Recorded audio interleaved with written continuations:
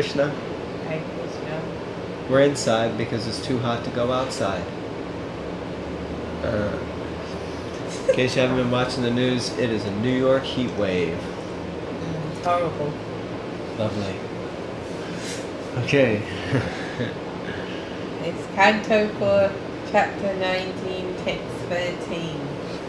Om Namo Bhagavate Vasudevaya. Om Namo Bhagavate Vasudevaya. Om Namo Bhagavate Vasudevaya. Text 13. When the son of King Prithu was informed by Atri of King Indra's trick, he immediately became very angry and followed Indra to kill him, calling, wait. The words tishta are used by a Kshatriya when he challenges his enemy. When fighting, a Kshatriya cannot flee from the battlefield.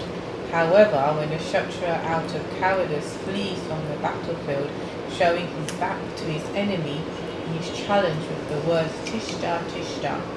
A real Kshatriya does not kill his enemy from behind, nor does a real Kshatriya turn his back from the battlefield. According to Kshatriya principle and spirit, one either attains victory or dies on the battlefield. Although King Indra was very exalted, being the king of heaven, he became degraded due to his stealing the horse intended for sacrifice. Therefore he fled without observing the Kshatriya principles, and the son of Prithu had to challenge him with the words tishta. Tishta.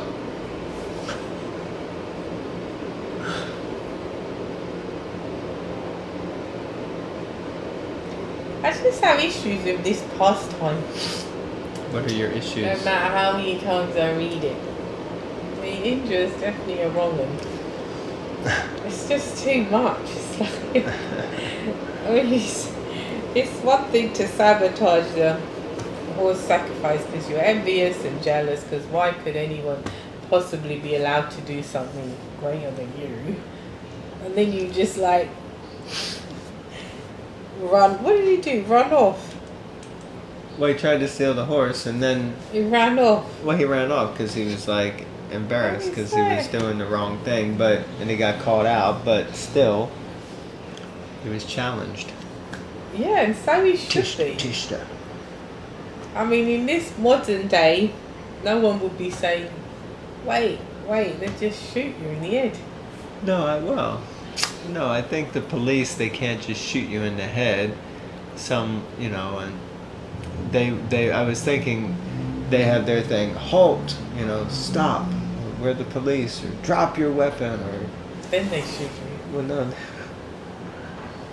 Let's not get into political things now. Especially not in America. But they're obliged to kind of say, halt, Like, halt. Anyway, the point is, it's all very civilized as well, I'm saying, because it's a challenge, but still it's a verbal challenge. It's not a challenge like, look, I'm going to buy my gun. It's a verbal, look, you stop. Just wait there, because you're running off. It's all very civilized. Well, the cowboy movies, they would shoot their gun into the air and stop or I'll shoot. And then fire the weapon. What? Okay. Why don't you read on? Alright, why don't I read on? 14 text. Okay, translation. King Indra was fraudulently dressed as a sannyasi, having knotted his hair on his head and smeared ashes all over his body. Upon seeing such dress, the son of King Prithu considered Indra a religious man and pious sannyasi. Therefore, he did not release his arrows. So, it worked, Indra was trying to confuse them. He thought if I go like this, they won't, have anything. They won't attack me. They won't think anything. I'll get away with it. Text 15. When Atri Muni saw that the son of King Prithu did not kill Indra but returned deceived by him, Atri Muni again instructed him to kill the heavenly king because he thought that Indra had become the lowliest of all demigods due to his impeding the execution of King Prithu's sacrifice. So now we finally see who you are like. Atri Muni, Bhava Bhakti, you're Atri Muni. Yeah. Because you said this pastime disturbs you because King Indra is acting inappropriately, and so this is Atri Muni. He's a devotee. He's a brahmana. He's a muni. He's a sage. But he's like, why are you acting inappropriately? He's not going to kill him because a muni isn't there. It's not their duty to kill anyone, but he can order a kshatriya to kill someone because they're acting adharmically and it may be in their best interest to be killed, kind of thing. Anyway, let's see what happens next. Text 16. Being thus informed, the son of King Vena, interesting that they bring in that lineage, King Vena immediately began to follow Indra, who was fleeing through the sky in great haste. He was very angry with him and he chased him just as the king of the vultures chased Ravana. So very interesting how you bring in just little snippets of pastimes. Just by mentioning King Vena's name immediately, you think of like this person who is like despicable and will do anything, to eradicate someone. So some of that blood is flowing through. Have they said? They haven't said the son's name, Prithu's son's name yet. They give him a name, I think, after this. But the grandson of King Vena, and then they mention, but they don't say his name. I don't know if it's in the Sanskrit. Do you see?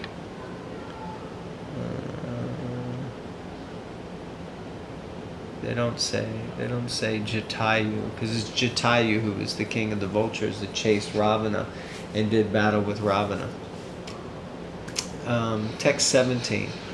When Indra saw that the son of Prithu was chasing him, he immediately abandoned his false dress and left the horse. Indeed, he disappeared from that very spot, and the great hero, the son of Maharaj Prithu, returned the horse to his father's sacrificial arena.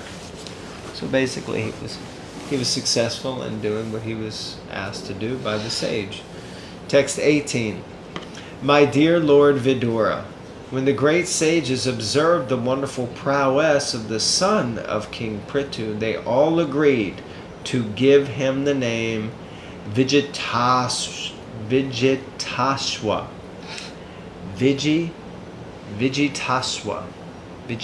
That means nickname. It's not his real name, but yeah, it's like a nickname. Vijitaswa. My dear Vidura, text 19. My dear Vidura, Indra, being the king of heaven and very powerful, immediately brought a dense darkness upon the sacrificial arena, covering the whole scene in this way. He again took away the horse, which was chained with the golden shackles near the wooden instrument where animals were sacrificed. Now, Vijitaswa, yes. So it doesn't say it in the translation, which, is unfortunate. But the word Vijitaswa means he who has won the horse. He who has won the horse. And I remembered hearing that in the, hearing it a number of times, in the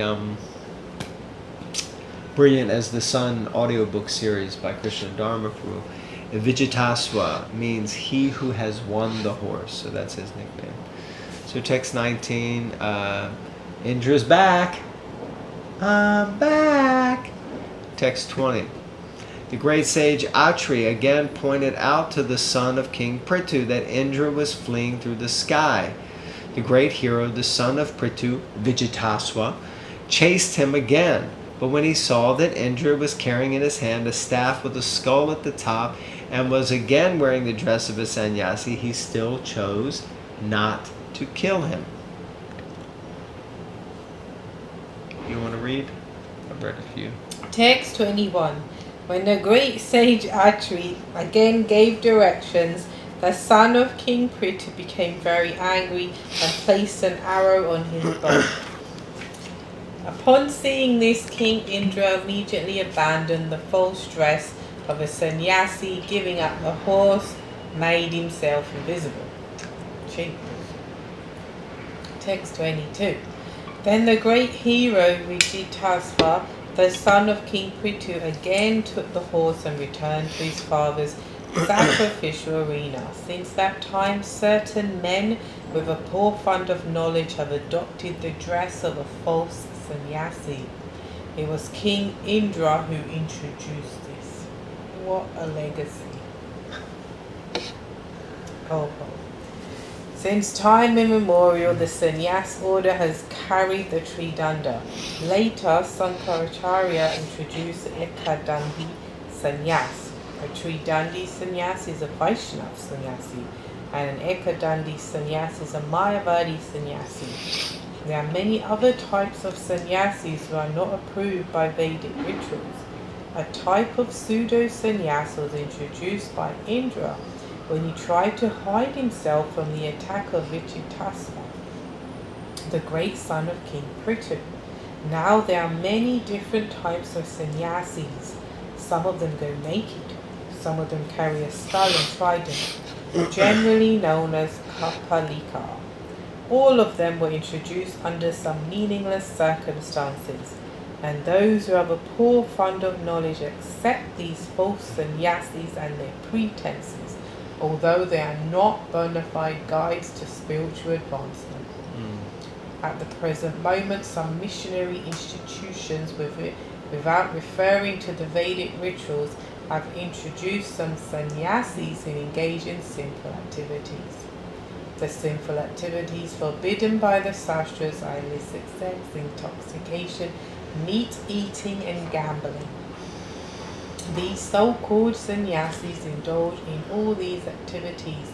They eat meat and flesh, fish, eggs, and just about everything.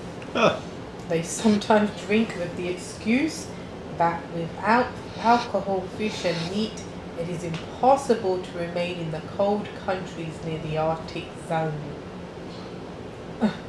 These sannyasis introduce all these sinful activities in the name of serving the poor, and consequently poor animals are cut to pieces and go into the bellies of these sannyasis. Radhe. As described in the following verses, such sannyasis are pakhandis. Vedic literature states that a person who puts Lord Narayan on the level with Lord Shiva or Lord Brahma immediately becomes a pakhandi. As stated in the Puranas, Yastu Narayanam Devam Brahma Rudradi Daivatai Samatve Naiva Viksheta Sa Pashandi Babadruvam. In Kali Yuga, the Pakhandis are very prominent. However, Lord Sri Chaitanya Mahaprabhu has tried to kill all these Pakhandis by introducing his Sankirtan movement. Those who take advantage of this Sankirtan movement of the International Society for Krishna Consciousness will be able to save themselves from the influence of these Pakhandis. Prabhupada is quite heavy in this purport. I mean, he can be quite heavy, smashing other ideologies. And when I was reading this, I was thinking, only a person who's convinced and realized and has some other experience of this path can be so defensive of it. So he's really smashing, and not just that, but if you think about it, anyone who is a follower of God in whatever name you call him, you try to avoid offences and hurting people and speaking. You see that people are genuinely following a path, whether they're Christians, Muslims, Sikhs, humanists. I don't think humanists believe in God, but the point is people try to be good people and not harsh. And when you hear Prabhupada speak, you might be like, whoa, what's going on? And I always think that it's because he's so convinced of the path, that's one thing, but also of the full protection of the Lord, because he's coming from a place, literally, the spiritual world, where it's it's completely real. He knows what he's talking about, and God does exist, and he's Krishna. It's like he knows I'm not doing anything wrong here, because it's like me trying to defend your existence because I know you exist, because I got to live with you 24 hours a day, and I'll say, and if someone says no, he don't exist, or no, I heard he died or he emigrated or whatever, and I'm like, I don't know what you're talking about, you crazy fool, because I know he exists, and la la la la la, if that makes sense, because I can see him. Do you see what I mean? So in the same way, he's so convinced, he doesn't care how it comes across, because he knows Krishna exists 100%, and Chaitanya Mahaprabhu and everyone else that he's talking about. And if you want to get upset, get upset. If you want to challenge me, I know I'm not going to get any reaction to it, because I can see that the man exists. Does that make sense? Perfect. Another point, quickly, if I can get a word in, is about all these sannyasis and walking around naked and wearing weird things. My first visit to India, I say in 1984, coming from South London. It was so, oh my God, anyway, I won't go into it, but just this aspect, because what you do is you get into a little mini bus, hot, bothered, everything, going to all the holy places, and that's what we were seeing. We were seeing people walking about not wearing much, and just not like looking like the holy people that we thought holy people look like. They looked scary, to be honest with you. Most of the times they didn't look inviting, and that's your impression. And it was like I was told, don't look at them and don't look them in the eyes, and it was like fear was installed. Actually, fear instilled.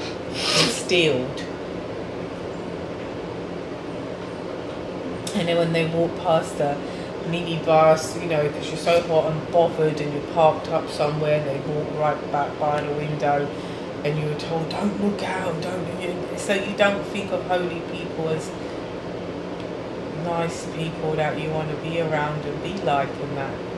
These sannyasis, it's interesting, they didn't make me think, wow, look at them, they're so austere, they're so devoted. It was like, oh God, they're like scary people. No, not sure, but they were telling you they were holy people. Who? Or were they just crazy people walking around? No, we were in pilgrimage sites.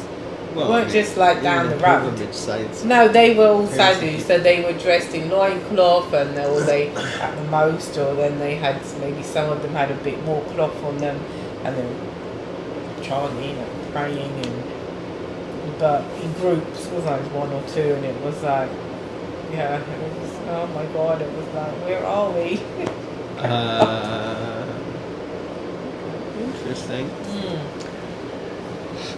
I found it interesting, Prabhupada keeps saying pakandis with a K, pakandis, when usually we hear the term pushandi, which is what's mentioned in the verse from the Puranas. So not sure about that.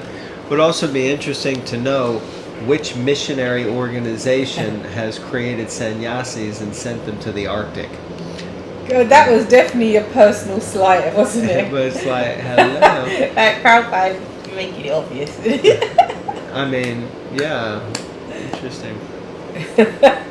And So if anyone would like to do a little research and share that, like what institution Prabhupada might be referring to, it seems they must take some Vedic principles. Yeah. Not the good ones, but they copy some aspects. So they have people who are like sannyasis, sent them to the Arctic, but they eat meat, drink, I guess engage in gambling and illicit sex, but at least the eating and drinking. Prabhupada says they eat near enough everything, and just about everything.